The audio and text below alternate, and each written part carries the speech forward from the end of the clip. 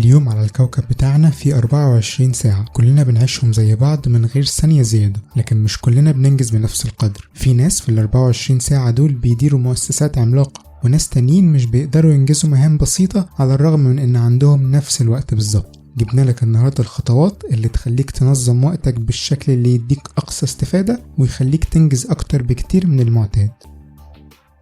في بداية اليوم اعمل لنفسك جدول يومي حط فيه كل الحاجات اللي عايز تخلصها النهاردة، ده هيديك رؤية أوضح لحجم مهام اليوم والوقت اللي محتاجه لكل حاجة فيهم. كمان هيوفر عليك عناء التخطيط قبل كل مهم. لازم الجدول يكون فيه مرونة كافية للتأقلم مع أي تغيرات مفاجئة في يومك.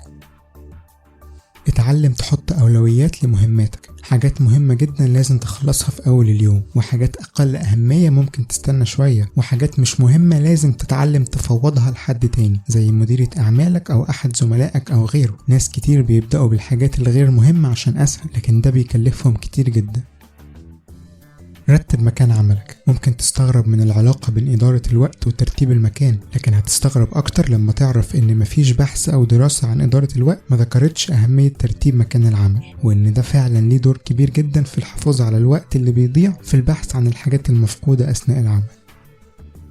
ما تشتغلش لفترات طويلة بشكل متصل، لأن بعد عدة ساعات من العمل قدرتك الإنتاجية بتقل بشكل ملحوظ، والمهام اللي عادة بتخلص في ساعة هتستغرق فيها أكتر من ساعة بكتير. عشان كده بننصح بأخذ راحة ولو حتى 15 دقيقة عشان ترجع تكمل بكفاءة وقدرة إنتاجية عالية.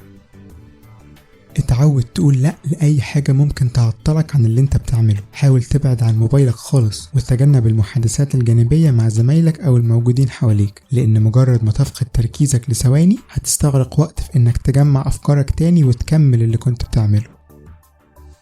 بعد ما تخلص كل مهمة ارجع للجدول بتاعك واشطب الحاجة دي، ده هيديك حافز كبير لما تشوف بعينك انك بتنجز. كمان هيديك صورة اوضح عن حجم المهام اللي باقية، وهيساعدك تعدل على الجدول لو لازم الامر.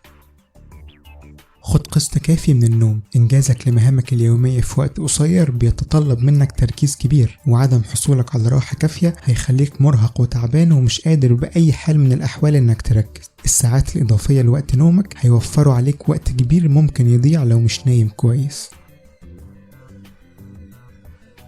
لو عجبك الفيديو اعمل سبسكرايب للقناة عشان تشوف فيديوهاتنا الجديدة، وما تنساش زيارة موقعنا www.forgadutk.